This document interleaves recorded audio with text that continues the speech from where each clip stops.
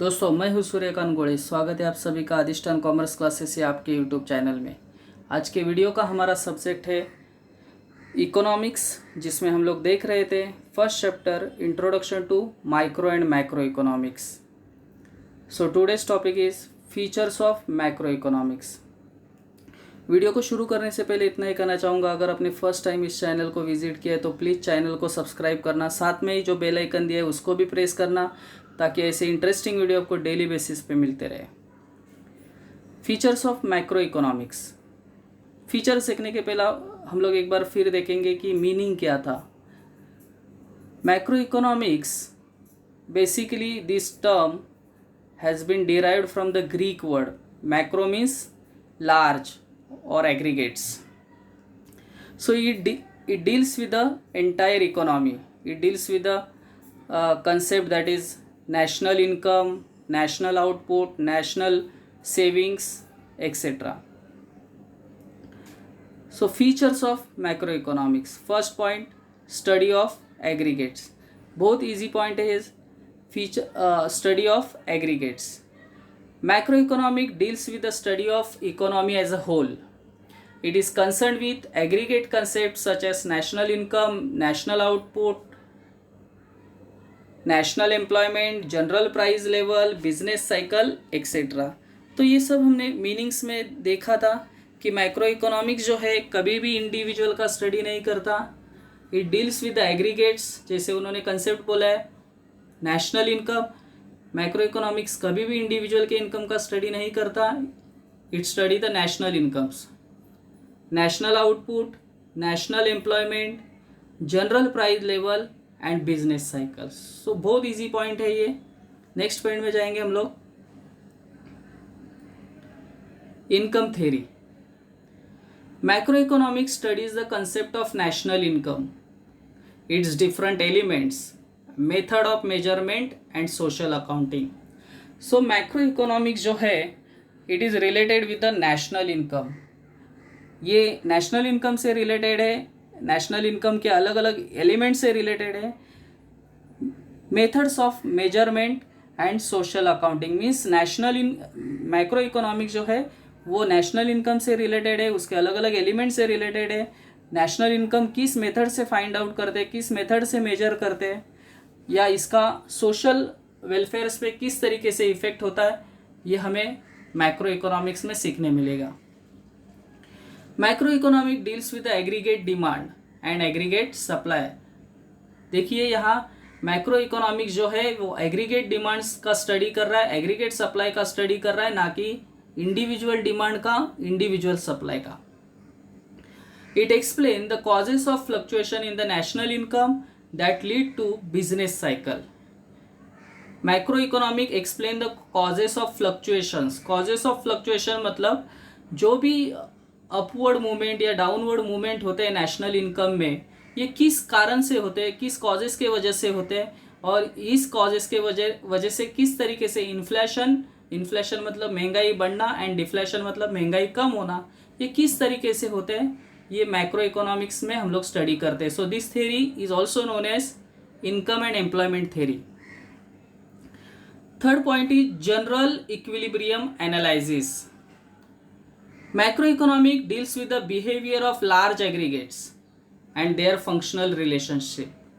देखिए first point में भी हमने देखा था कि macro economic deals with the large aggregates such as national income, national saving, national output. So यहाँ उन्होंने बोला है macro economic deals with the behaviour of large aggregates and their functional relationship. General equilibrium deals with the behaviour of demand, supply and prices in the whole economy. देखो एक बार वापस हम लोग ये पॉइंट देखेंगे, इसमें क्या बोला है। Macro economic deals with the behaviour of large aggregates and their functional relationship. General equilibrium deals with behaviour of demand, supply and price in the whole economy. So general equilibrium क्या है कि यहाँ part करके study नहीं किया जा रहा है, यहाँ देश का जो होल डिमांड है, होल सप्लाई है, या एक जनरल प्राइस है, इसके बारे में मैक्रो इकोनॉमिक्स में स्टडी किया जाता है, ना कि इंडिविजुअल्स का स्टडी हो रहा है। Then fourth point is interdependence. Macro analysis takes into account the interdependence between aggregate economic variables such as. So यहाँ उन्होंने बोला कि किस तरीके से एक वेरिएबल दूसरे वेरिएबल पे डिपेंड करता है।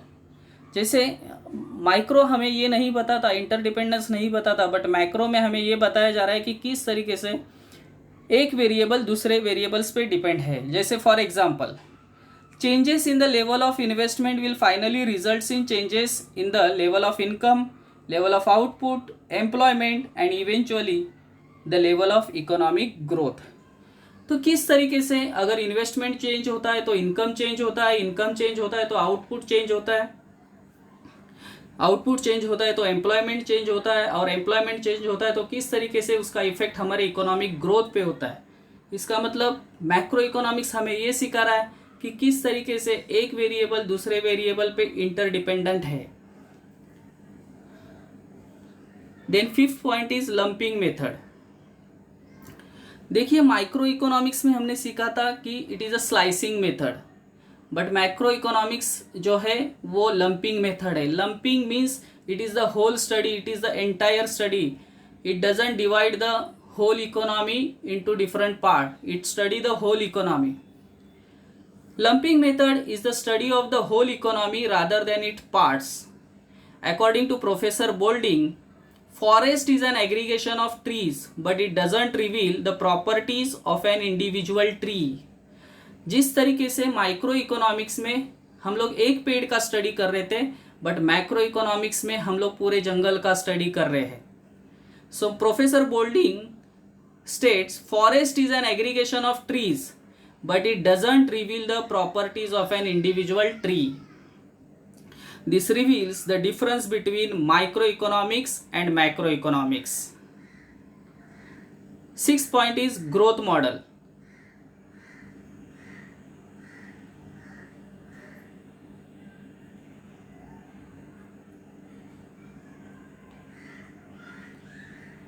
Macroeconomic studies various factors that contribute to economic growth and development. Means macro economic study किस तरीके से देश के ग्रोथ और डेवलपमेंट में कंट्रीब्यूशन कर रहा है, ये हमें यहाँ बताया जा रहा है। It is useful in developing growth models. This growth model are used for studying economic development. Means किस तरीके से मैक्रो इकोनॉमिक्स में ग्रोथ मॉडल को डेवलप किया जाता है और किस तरीके से ये ग्रोथ मॉडल हमारे देश के इकोनॉमिक डेवलपमेंट में रोल प्ले करते हैं, ये हमें मैक्रो इकोनॉमिक्स में बताया जाता है। For example, Mahalanobis growth model emphasised on a basic heavy industry. तो आपको ये पॉइंट समझाने के लिए उन्होंने एक एग्जाम्पल दिया है महालनोबिस मॉडल का।